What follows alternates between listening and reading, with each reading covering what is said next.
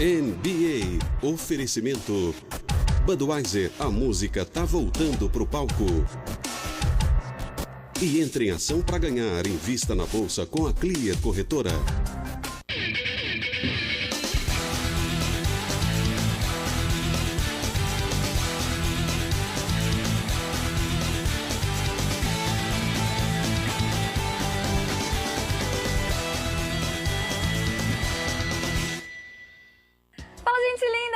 Geek começando aqui na tela da Band com Dragon Ball Super, que é um dos animes mais populares do mundo. Mas eu garanto que tem muita gente que conhece esse outro anime que a gente vai falar no programa de hoje. Anime, mangá, que seja, principalmente porque ele é icônico em vários aspectos. Claro que a gente está falando de JoJo's Bizarre Adventure. Exatamente, obra de Hirohiko Araki, que está completando aí 35 anos. 35 anos, mais velho que eu. Daquela clássica pergunta que você gosta muito de ouvir. Eu não posso falar que é mais velho que eu. Mas aquela clássica pergunta que todo mundo gosta de ouvir, mas principalmente a Thaís. Você precisa ler Jojo da parte tal. Nossa, não, gente, meu Deus do céu, eu reconheço muito a importância de Jojo, mas eu tenho essa pequena história com esta obra, que eu sei que muita gente ama, mas é que, olha só que loucura minha, eu fui assistir Jojo pela primeira temporada, pelo primeiro episódio, e parece que esse foi o meu erro. Quem começa do primeiro episódio? Uma obra de 35 anos. Pois é. Sim. Mas acontece que, assim, eu não gostei nem um pouco da primeira temporada, tá? Eu achei, assim, extremamente exagerado, sem propósito algumas coisas, mas isso sou eu. Tem gente que gosta da primeira temporada, como vocês vão ver em breve.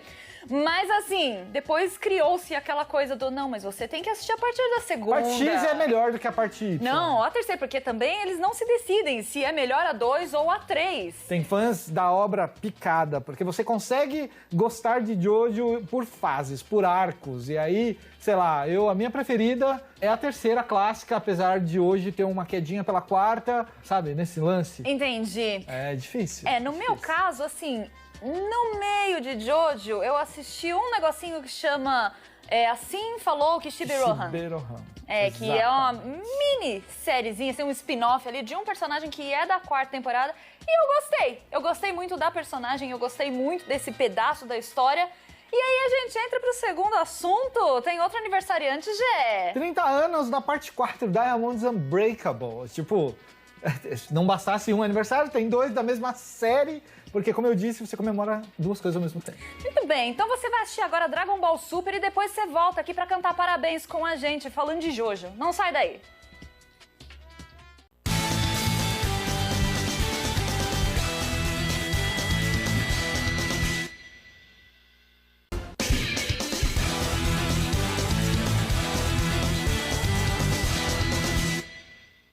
Sejam muito bem-vindos ao Mais Geek. Eu quero saber de vocês aí de casa e de vocês aqui no estúdio que estão me acompanhando, como é que vocês estão de pose hoje? Treinando. Estão bem? É muito importante que você esteja bem de pose, esteja em dia seu treinamento com pose, porque hoje nós vamos falar dos 35 anos de JoJo's Bizarre Adventure. Pois é, gente, esta obra muito popular de Hirohiko Araki, ela rompe as barreiras do tempo porque ele vai se adaptando, né, conforme as gerações que você tem. E não à toa, a gente tem o quê? A gente tem um monte de saga de Jojo que deixa muito fã perdido, inclusive eu não sou fã, mas assim, mas eu fico perdidaça com essas linhas do tempo que Jojo cria. Sou a única, Gé? Não. O que a Tata tá querendo dizer é que, na verdade, o Jojo, ele é criado de uma forma singular, tem uma linha, tem uma timeline específica para você acompanhar, que é uma timeline normal. Ordem cronológica funciona normalmente, só que a série é dividida em arcos, e esses arcos acabam ficando populares independentemente do grande, da obra toda, sabe? E aí você sempre vai encontrar um fã, porque Stardust Crusader é mais legal que Battle Tennis. Não, porque Diamonds Unbreakable e Vento Áureo são fundamentais, mas você está esquecendo de Soniyosha. Você está falando da mesma série. A única coisa é que elas acontecem em momentos cronologicamente diferentes, mas é uma continuidade linear. Né, Rafa? Não é difícil, só é um problema porque o fã ele gosta de inventar. Por enquanto tá muito fácil. Tem uma cronologia, tem um começo, um meio e um fim. Esse fim está chegando, a gente está nessa temporada, mas eu acho que Jojo a gente pode resumir todas as sagas em uma única palavra: memes.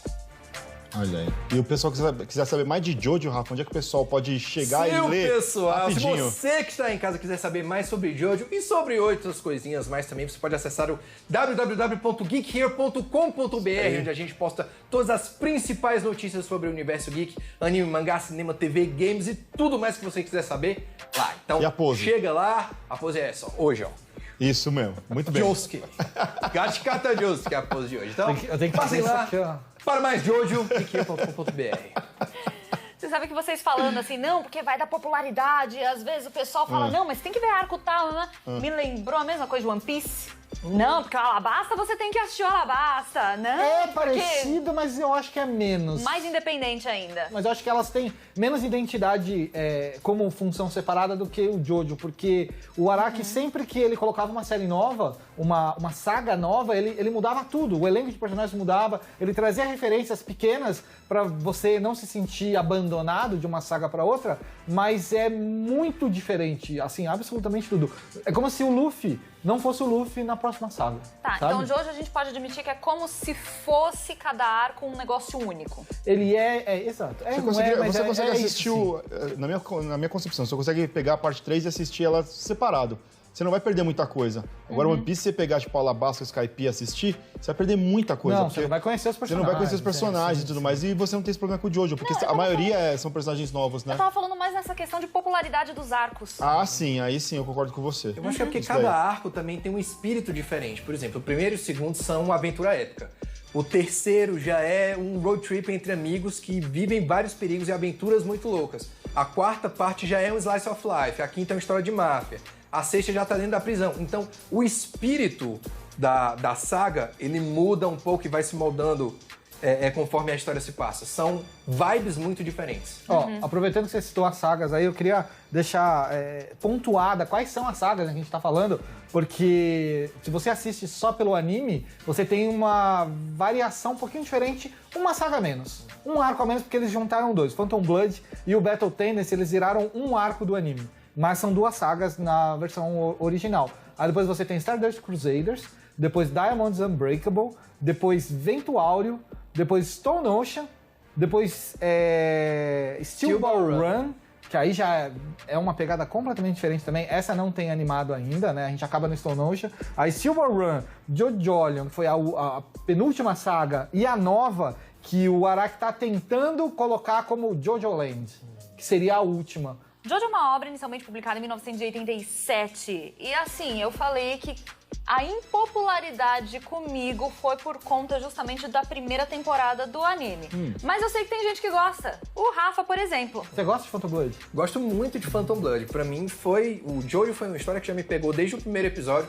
Eu gosto de aventuras épicas sobre famílias que têm uma certa ancestralidade e que aí coisas à la novelas mexicanas acontecem, tem muito drama. Eu até acho que é isso que demais. me perdeu, Rafa, essa coisa do eu sou mal porque sim, eu vou tirar tudo que você tem Aquela porque coisa eu do posso irmão fazer contra isso. irmão.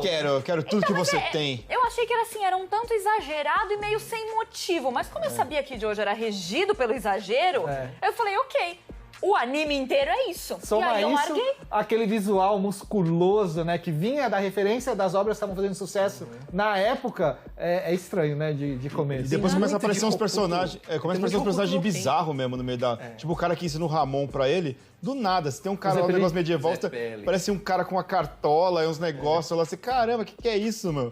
Do Então, nada. ele me perdeu nessa parte, mas hoje eu já entendo que é muito mais do que só isso. Que é realmente esse arco meio fechado nele mesmo. E que a grande maioria das pessoas fala assim, não, mas você começa então pelo terceiro, que é o melhor, não, porque o segundo é o melhor. Rafa, você acha, na sua humilde opinião aí de fã de Jojo, qual que é o arco que a galera mais gosta? Porque eu já ouvi de tudo, eu não sei chegar a um consenso aqui na minha cabeça. Assim, o arco que eu mais gosto, e pelo que eu vejo na internet, é o que a galera mais gosta, é a parte 4 mesmo, Diamonds Unbreakable, que ela é mais voltada para a vida cotidiana dos personagens e demora muito até emplacar um vilãozão ali que tá por trás de tudo e é o mastermind do mal que eles precisam derrotar. Isso demora para acontecer. E a terceira, que o pessoal fala que não, que teve essa virada, Então, só a por conta dessa terceira- road trip, essa coisa meio... A terceira é porque ela muda absolutamente tudo na história de Jojo. Jojo se divide em antes e depois de Stardust Crusaders, por quê? Até então, a gente tinha a tradicional energia de batalha dos animes, que todo anime shonen precisa ter, que era, no caso, o Ramon, só que a partir da parte 3 eles inventam os stands, que são manifestações da sua psique, ou é um lance meio bizarro de explicar. Vamos repetir essa palavra hoje, né? Meio Persona. Pronto, é um lance meio Persona se Persona. baseou completamente em cima do que Jojo começou. Total. O seu espírito de combate ganha uma forma, e eles meio que mandam esses espíritos de combate pra lutarem. Cada um deles só faz uma coisa, e essa é a parte mais legal da parte 3, porque eles têm que procurar maneiras criativas pra vencer essas batalhas. O stand do Polnareff, por exemplo, ele é um espadachim e ele corta coisas. Como é que ele vai vencer um cara que conjura um sol e pode queimar todo mundo num raio de X metros? Você não consegue imaginar isso de primeira, e é isso que te prende episódio após episódio pra saber como vai acontecer. E quando acontece, é muito satisfatório, quase sempre. E o Araki aproveitou, né, a mudança de paradigma de criação de poderes na história dele e passou meio que tirou um pé do freio. Ele falou, daqui por diante, eu vou criar o poder que eu quiser, da forma que eu quiser, e se eu não conseguir explicar, paciência, diabo que o diga, um abraço pra você. O anime até conseguiu explicar e explicou melhor do que o mangá mesmo. Eu vou falar pra você original. que o mangá é complicado, cara. Você começa a ler com o mangá, às vezes ele fala, meu stand faz isso, aí você vê os desenhos, você olha e fala, ué, mas o que ele faz exatamente? Não dá pra entender no mangá. Tem um stand na quarta Não parte, dá. Diamonds Unbreakable. Tem o personagem Okuyasu Nijima. Ele tem um stand que ele corta. Parece que ele apaga o vazio. distância. O vazio que existe entre a distância das coisas. Se ele faz assim, bate aqui, ó. A distância minha da Thais deixa de existir, ela vem aqui do meu lado por causa que ele cortou o vácuo. Mano, doideira. No anime, como é mais visual, você entende Melhor. Melhor, Exato. assim, os negócios. Mas no mangá não dá pra entender. Vento Auro é a campeã de... Não, mentira. Isonosha é o campeão de criar poderes diferentes. Stone Ocean, com certeza. E olha só, a gente tem 35 anos de história de Jojo, mas jogos de videogame a gente até que não tem tantos, né? Não tem. Curiosamente, Jojo não foi uma fonte de inspiração, assim como foi Dragon Ball ou alguma outra série mais famosa assim do Japão. Mas a gente tem alguns muito importantes. Acho que, para não falar de todos, eu queria ressaltar dois, que é o da Capcom, que é baseado na parte 3, que é o que popularizou no Ocidente a história de Jojo, né? Porque a parte 3 virou um jogo de arcade muito Luta. popular. Sim. E recentemente a Bandai lançou com a CyberConnect o All-Star Battle, que é uma compilação de sagas até o JoJolion, que só tem um personagem de JoJolion, ou dois, se eu não me engano. Compilou tudo numa história só e botou pra todo mundo jogar todas as sagas e ver histórias. Pela primeira vez a gente viu um monte de personagem com voz, que depois foram usados e não foram usados no anime, porque eles criaram um cast novo pro anime, mas dubladores foram reutilizados em outros papéis. Ficou bem legal. Pra mim, se você não conhece nada de Jojo, você joga o All-Star Battle, que você vai ter uma base muito sólida. Cara, do que é o engraçado a gente pensar nisso, porque a gente não vê isso em jogo de anime. Geralmente, quando você joga um jogo de anime, você tem à sua disposição os personagens que já apareceram no anime. No caso de Jojo, você tem personagens que só vão aparecer, sei lá, quando vai ter uma animação da parte 6. É que na época não Parte tinha nem 7, o anime. aliás. Na época o anime da David Production não existia, ele Pois foi é. existir depois. Inclusive, isso que eu falei dos dubladores, né? Então é legal isso também. Então eles não tinham muito o que fazer, usavam o mangá e um OVA que saiu nos anos 90. VA saiu no começo dos anos 90. Inclusive, vai falar disso, que teve esse OVA, depois não teve mais nada de Jojo por anos, assim, foi uns 20 anos Sabe sem que- nada, né, Assim, cara? foi quase. Você sabe que esse OVA foi recolhido, né? Por causa de ofensas ao Corão e várias tranqueiras, assim, cara, é um Sim. negócio muito bizarro. Tiraram toda a circulação. E tem outra, que a gente tem um filme baseado em Phantom Blood para comemorar o aniversário de 15 anos da franquia. Esse filme deveria ter saído em 2007, ele nunca saiu e ele é um dos maiores mistérios da fanbase de Jojo. Olha A aí. gente tem na internet cenas entrecortadas muito rápidas desse filme, a gente tem alguns detalhes e trechos de entrevistas com gente envolvida na produção, mas o anime nunca saiu e ninguém até hoje sabe por quê, é um mistério O filme, total. né? Araki nunca falou sobre. E você sabe quando uma série é muito grande, Thaís, ela é longínqua, é quando você consegue comemorar outro aniversário dentro da própria série. Pois é, como a gente já falou no bloco anterior, as partes avulsas do Jojo já são muito famosas por si só. E hoje a gente também está comemorando aqui no programa 30 anos de Diamonds Unbreakable. Diamonds Unbreakable, que é o arco 4, de número 4 da história de Jojo, narra as aventuras do Josuke Higashikata, que é um cara muito de boas, muito simpático, só Rafa, não fale mal do cabelo dele. Não fale do cabelo dele, basicamente isso.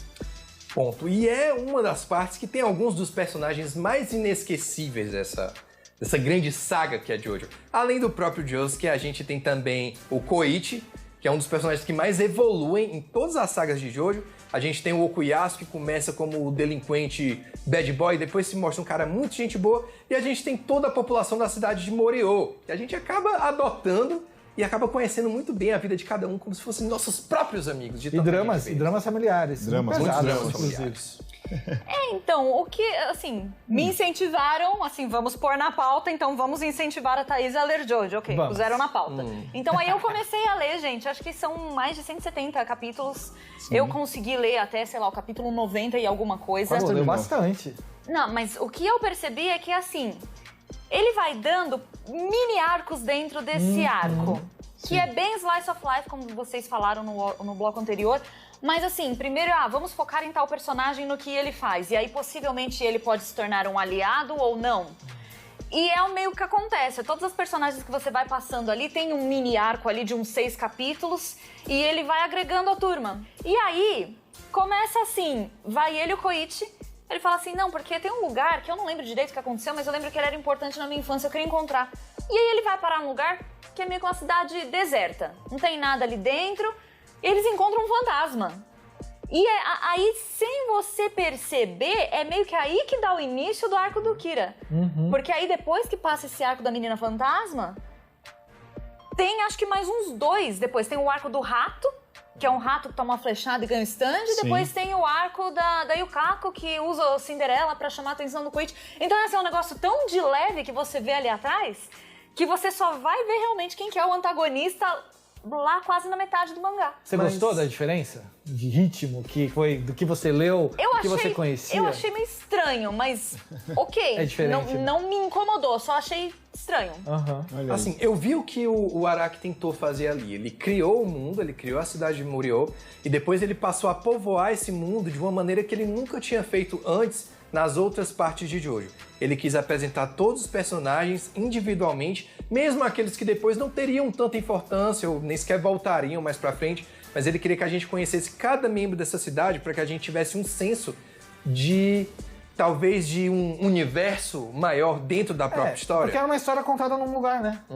A parte 3 é totalmente espalhada pelo mundo, e essa é um núcleo novo, né? Um formato novo. E essa predileção que o Araki tem pelo Kishibiro Han, isso não é à toa. Em várias entrevistas, ele já falou que o Rohan é o avatar dele dentro do universo de Jojo. Aquilo ali que a gente tá vendo é o próprio Araki, se não fosse o Araki, se fosse o Kishibiro Han. Nas palavras dele, não minhas. É assim que ele se expressa em entrevista. Ele não fugiu muito, né? Ele é um mangaka também, tá supervisando. Olha, você sabe que eu tenho uma história engraçada com o Diamonds Unbreakable, porque na verdade eu conheci ele por causa de um RPG. Porque eu tava jogando Persona 4 e aí muita gente falava, nossa, é muito Jojo. Daí eu não lia Jojo até então. E eu falei, nossa, por que estão falando tanto isso? Eu ia nos fóruns, negócio, pessoal, nossa, mas é igual a parte 4 de Jojo, é igual a parte 4 de Jojo. E aí eu fui ver e é muito parecido mesmo, cara, tem muita coisa. E aí eu falei, É o nossa... segundo momento da história, né? Você tá falando. É, muito parecido, porque é também uma história de um thriller, é um slash of life, aí você tem uns assassinatos numa cidade fictícia costeira lá do Japão, que não existe também, e aí é um grupo de amigos, e você vai se apresentando cada um dos seus amigos lá, até você chegar a descobrir quem que é realmente o vilão, que você só vai descobrir lá pra frente quem que é o cara realmente que tá matando todo mundo, então realmente é muito parecido nesse aspecto. Tem um negócio que, assim, eu ia dar muita atenção e acabei falando, não, tudo bem. É porque no começo parece que, assim, usuários de stand são um negócio muito raro, você tem ali... E, de repente, todo capítulo é uma pessoa que interage com eles, que é usuário de stand. Obviamente que eles dão a justificativa de que não, os usuários de stand se atraem entre si. Exatamente. Mas aí, sabe aquela coisa meio Cardcaptor, Sakura? Que todo episódio, quando acontece uma coisa esquisita, fala, é uma carta. Nesse aí, assim, cada arco aparece uma personagem diferente, usa stand. Exatamente. É o foco. É como ele guia o texto inteiro. É basicamente isso. Com o pretexto de colocar aí um arco e flecha da parte 3 também, que transformava pessoas normais em stand ou matava. Bom, nós temos inclusive live action, né? Live action. O único live action da história da franquia de Jojo. que foi feito por ninguém menos que o Takashi Miike, que é um dos caras aí, um dos cineastas mais prolíficos da história do Japão. Ele faz, cara, chegou a fazer uns 10 filmes por ano, assim. Ele é muito famoso por fazer adaptações tanto de videogame quanto de animes. Sim. Dentre eles, aí, os mais recentes, a gente pode falar do Crows, que é a minha paixão, né? Minha queridinha. O Blade of the Immortal. Esse De ator, né? game, o Yakuza, que ele fez uma versão do filme. Anime também, Yatterman, né? Que tem também. E, cara, ele não para de jeito nenhum. E acabou entregando uma versão do Jojo, que é a parte 1 da parte 4. Eu quero intrigas aqui nesse programa. Jé, você gosta do live Eu action? gosto do live action. Rafa, você gosta do live action? Eu não gosto do live action. Muito Fim bem, do vamos lá, programa. discuta. Vou virar essa cadeira aqui pra lá. Fica aqui, assim. Acabou sua participação no programa, porque eu Não. também gosto também. Por quê? Por que você não gosta? Por que eu não gosto? Vai. Porque ele tem um clima diferente do clima do anime. O anime parece mais pra cima. Ele parece mais um anime Slice of Life no comecinho que tem uns momentos de ação. O filme todo é muito sério. As cores são sombrias. Os personagens são mais sérios. O Jotaro, ele é muito mais velho do que ele deveria ser. Ele tem 27 anos no mangá. Então eu acho o filme mais sombrio do que eu já estava acostumado a ver no anime e por isso eu não gosto dele. Não quer dizer que o filme seja ruim. Eu só não gosto do filme. Não é pra mim. Eu vou dizer, assim, a parte da seriedade, realmente, Takashi Miike, ele coloca uma seriedade quase satírica nas obras dele, porque ele sempre leva pra esse lado sério, o que é uma coisa aí que realmente pessoas que não gostam, eu gosto. O lance, eu acho que dele parecer mais escuro, sombrio, eu não acho, eu acho que ele até tem bastante cor. Muita da história passa de dia, assim, acontece à luz do Inclusive, dia. tá bem caracterizado os personagens, as cores, Porque o eu ia falar, cabelo, os eu negócios. concordo que o Jotaro tá mais velho, mas eu não acho que ficou ruim. É o porque cigarro, se ele- o cigarro acaba com as pessoas. Porque se ele fosse mais novo, ele ia contrastar, quer dizer, ele não ia contrastar com o Josuke. E Sim. o Josuke, ele já tem que aparentar ali. Cara, é um cara de 20 e poucos anos, aquele Josuke, o ator, né? Não, obviamente, o personagem. Mas ele não ia contrastar direito. Então ele precisava ser um pouco mais velho. E aí eu acho que por isso funcionou. Ele é menor que os outros. Não tem como arrumar um cara daquele tamanho, não no Japão, né? E eu acho que foi legal a escolha deles. Adaptarem um pedaço do arco só, não inteiro, porque é muita história pra contar, e focar num assassinato só, num assassino só, quer dizer, no Ângelo, né, o primeiro assassino É o da que água aparece lá, na né? história, é muito legal porque você pode focar. E aí você tem lá um momento. Eu gostaria que tivesse uma continuação, já ir direto pro Kira, na verdade, e não Eu passar também. pelo Akira, né? Pessoal da cidade. E mandar direto pra ele, eu acho que ia ficar muito legal. Eu sou muito fã desse filme, não é o melhor trabalho dele, na minha opinião, Takashi Miike, no caso, mas eu não desgostei e eu fiquei preocupado de não gostar. Fiquei muito preocupado Os de efeitos não especiais gostar. são legais também do filme também. Os estantes ficaram bem animados. Eu Ficou gostei. legal, eu gostei dos Eles stands também. assustam. Sai aquele negócio, brum, e pau. E ele é grandão, cara. Eles me pareceram ser maiores do que eles são nos animes. Sim, sim. Eles têm uma aparência bem mais assustadora mesmo. Eu A impressão gosto que a do gente impacto. tem que é como se fosse uma sombra projetada mesmo, é mais ou menos do mesmo tamanho deles, né, nas animações. O filme é gigantesco, então. Eles são maiorzões. É, maior, eles são um pouco maior, não gigante, boladão, mas né? eles são um pouco são maiores, boladão. assim. Ah, tá, mais forte. E eles projetam de Ok. uma maneira bacana. Eu acho que ficou muito legal, mano. Eu gostei também, Esse achei conceito legal. aí. Eu tenho que assistir, porque a única coisa que eu dei uma passada quando eu tava mudando de canal lá na NHK foi o live action do Kishibe Rohan.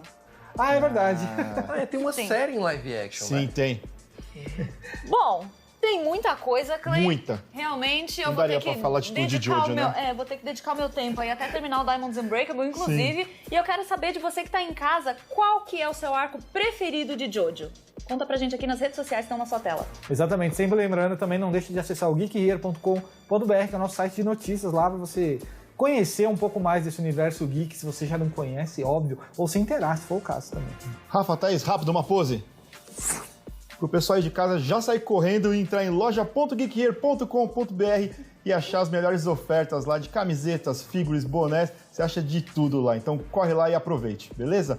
Muito obrigado por você que acompanhou a gente até agora. A gente vai ficando por aqui e a gente se vê no próximo programa. Tchau, tchau. Ele nem pediu uma pose pra mim. Não. É, por que você exclui já? Porque sim, né? Ele não faz direito. Melhor que você.